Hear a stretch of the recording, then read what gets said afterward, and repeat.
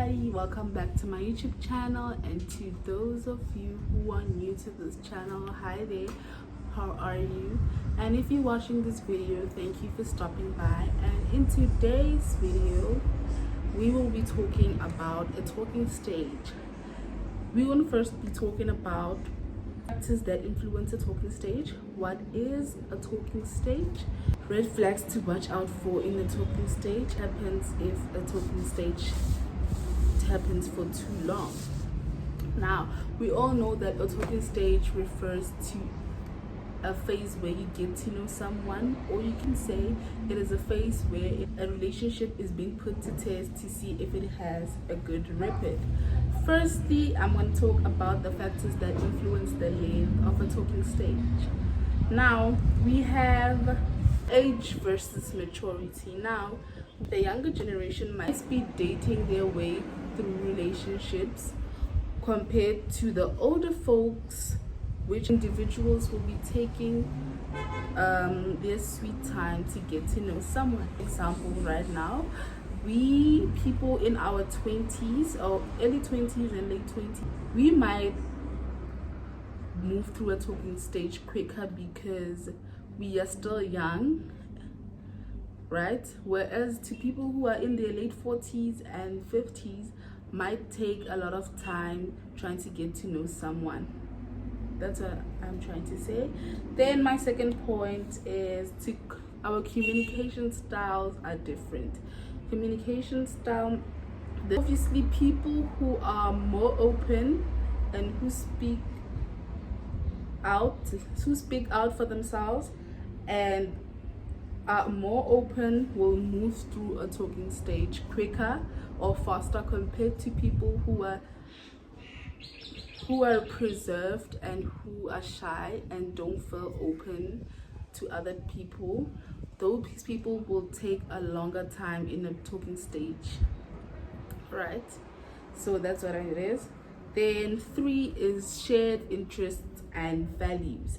Now, if both parties share common interests and values, the talking stage might be quicker because we both have stuff in common, which will actually speed up the process of the talking stage, and we will have more time to bond, and we will tie the knot to our conversations because we share the same values and interests, right? For example, if I'm interested in living overseas, and as well as the person I'm speaking to is interested in living overseas, and they plan to live in this type of city, and I also plan to live in that type of city, we both have the same interests, right?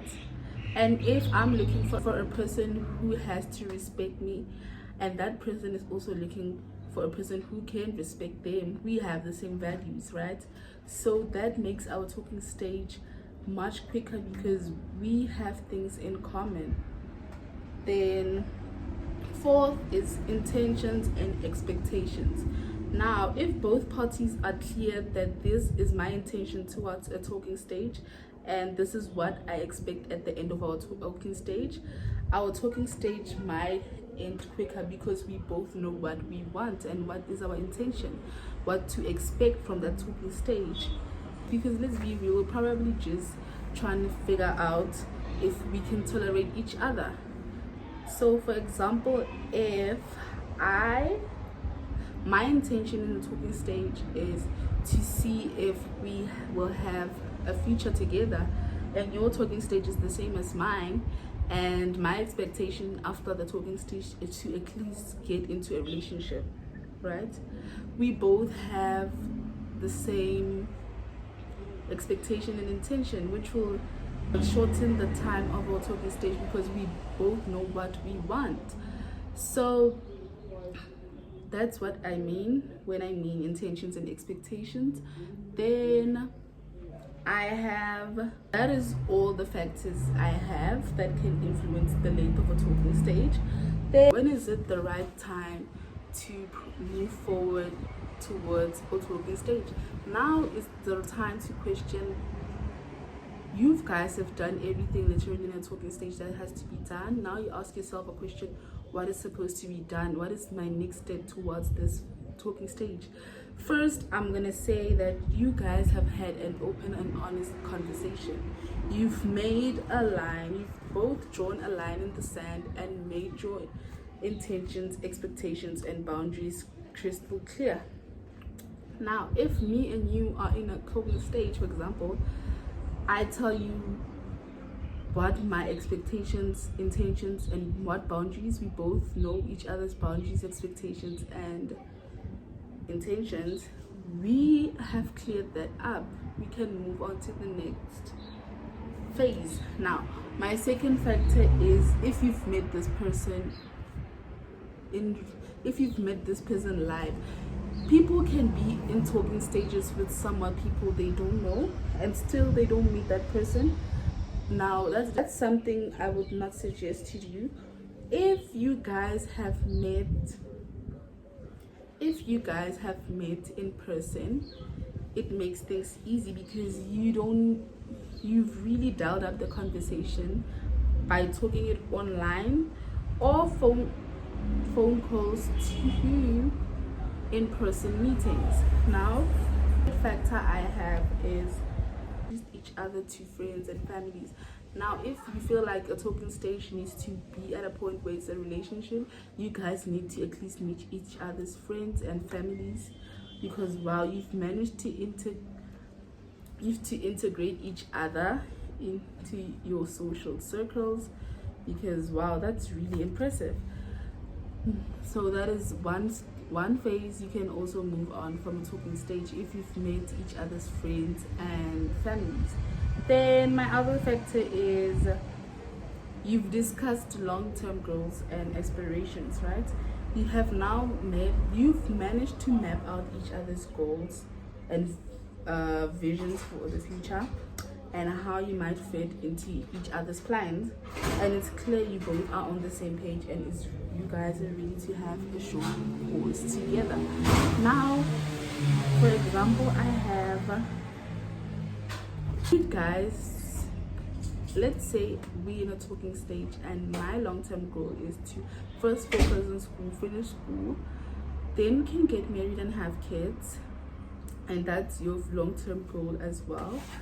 And we've both mapped out our visions together and into each other's plans. We have managed to speak that out. You can move on from a talking stage because you've literally just said everything you want to say, right? Then now we come to the red flags in a talking stage. These are factors I want you to look out for while in the talking stage. First, if the talking stage lasts for too long and there is no progression or no clear intentions, like what a shock, another pointless exercise in getting to know someone who's just wasting your time. Then my other factor is if the other person appears to be avoiding the issue or is vague or shows no interest in meeting or making commitment. I mean, if I text someone who's in a talking stage and you take a week to answer back to me, you've literally shown me that you show no interest in me and you aren't vague, right? And you don't have any interest in meeting me face to face, and you don't want to make a commitment. That is a red flag, right? Then another factor I have is that this is my point of view, you can put it in any hours you want, but if a guy does not reply to me in 6 hours, he's really not into you, because no one is that busy, and our talking stage should literally be exciting, right? Then another factor I have is that if it's been 3 months and you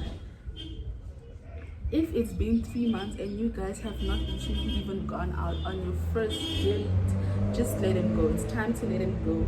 He's not sure about you or she is not sure about you, and if it's not a fuck yes or no, right? So I mean, if we both talk on our phone, we can't be literally talking on our phone for a whole 3 months.